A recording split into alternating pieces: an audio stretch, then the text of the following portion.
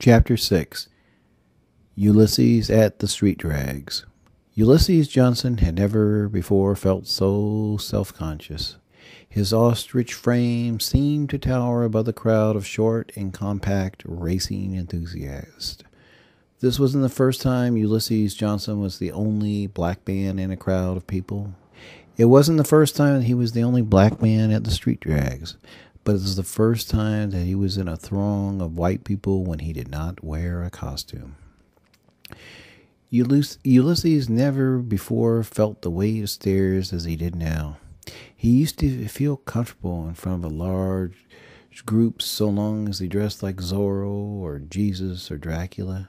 Sure, the mob knew that it was a black man in a costume, but they saw just that, a black man in a costume. Now, as he sauntered through the parked Beamers and Benzes and Hondas and Saabs in his tan khakis and salmon polo shirt, Ulysses felt the protracted stares studying his every move. Ulysses stood nearby Jim Reese as Reese mingled. The usually garrulous Ulysses was quiet this evening. What was I thinking? Why had I come here? He had to remind himself that he wanted to live boldly without living maniacally. That was it. Too many African Americans were timid.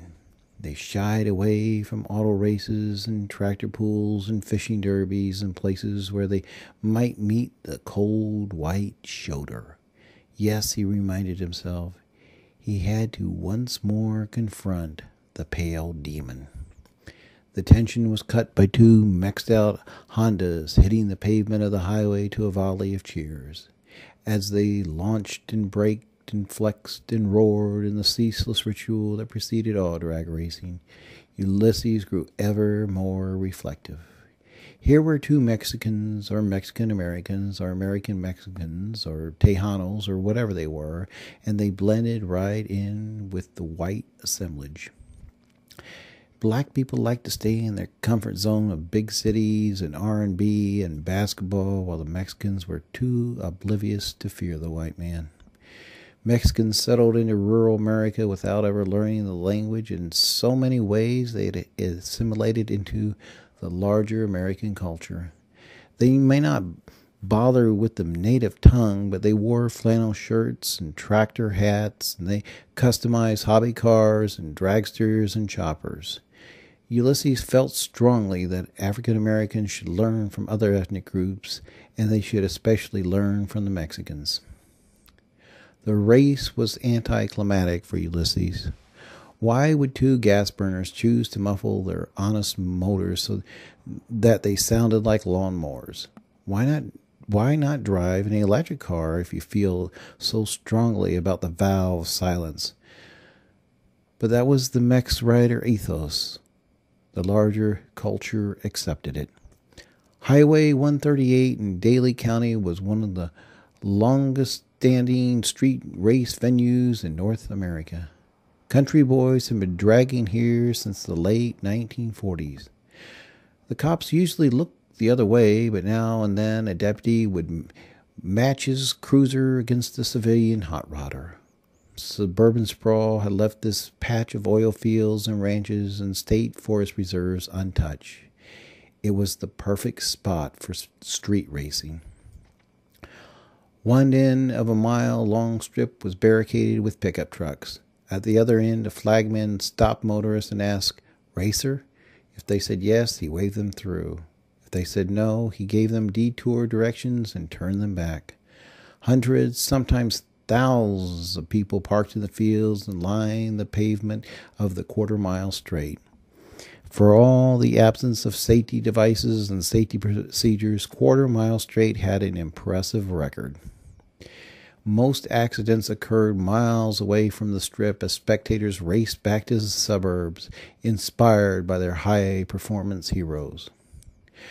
A chorus of moans wafted through the sticky Texas night as two electrics hit the pavement. The partisan crowd was largely unimpressed by the ballyhooed thrust of electric engines. They wanted honest power from honest fuel. They wanted to hear the engine and feel it vibrate through the ground they stood upon. Golf carts could never be sexy. Ulysses chatted a bit with some motorhead friends of Reese, but he soon drifted back into his own head.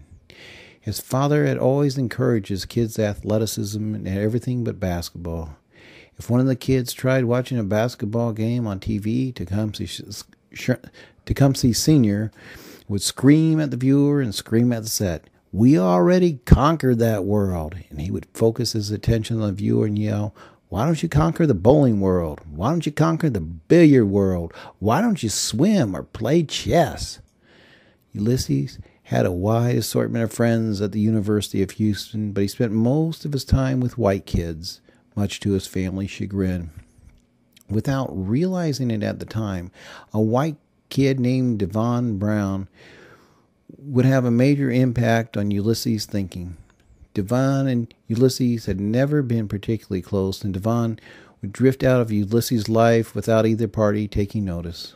But once, after a marathon video gaming session, the topic of conversation turned once more to racial differences. Devon sincerely asked Ulysses why there were so few black people at science fiction conventions. Ulysses reflexively countered that science fiction cons were a white activity.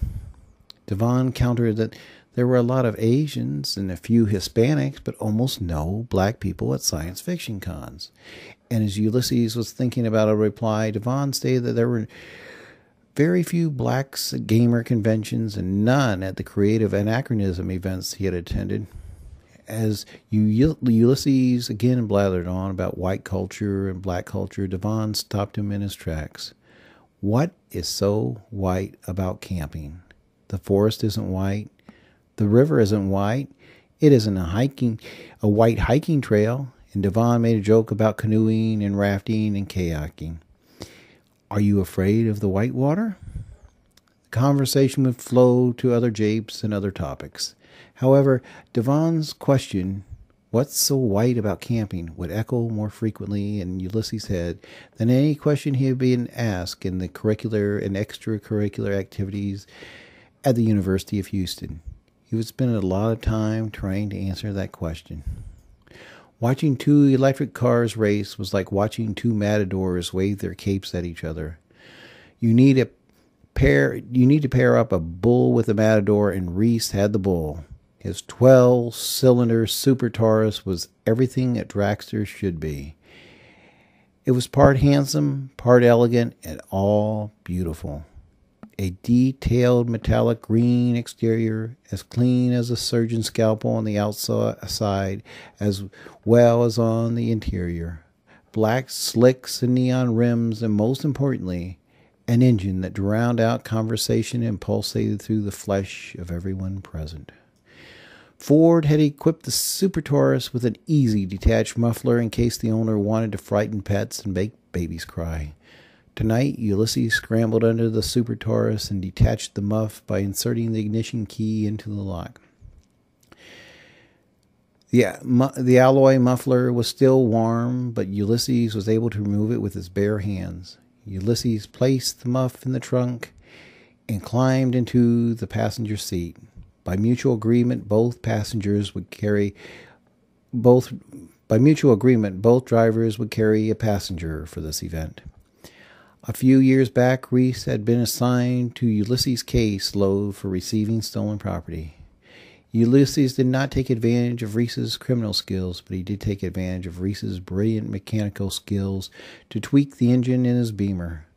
The two became chummy, and Reese introduced Ulysses to the world of street racing. The strip took on the atmosphere of a heavyweight fight as the Super Taurus roared its 12 cylinders and the Watt coupe used its silent motor to burn rubber. The crowd was predominantly pro-Reese. "Come on, Coral Killer. Show the toaster who's boss. Let him breathe your fumes." As much as Ulysses enjoyed the excitement, he cautioned himself about controlling his mania. Adrenaline sometimes kick-started the unipolar disorder that was hard to control. There could be no costumes and flamboyance this time around. He had to be careful. The lights descended in the LCD Christmas tree, and Reese gunned it on green. There was some shimmying, and Ulysses felt his heart rise to his throat. Reese righted the course, and a few seconds later, the race was over. Ulysses had thought that Reese had won. The Super Taurus had overtaken the Watt wagon, but not until after they had crossed the finish line. The Watt wagon had won by half a car length. The crowd had grown somber, silent. As they coasted back to the starting line, a lone voice roared above the Super Taurus engine. "Make the nigger walk." Ulysses cringed. No one ever talked to him that way when he revealed his inner Dracula. No one. Reese pretended to not hear the insult, and this made Ulysses burn on the inside. Fine. No one ever disrespected Dracula. Ulysses Johnson was now determined to get his mojo back, and the world would soon take notice.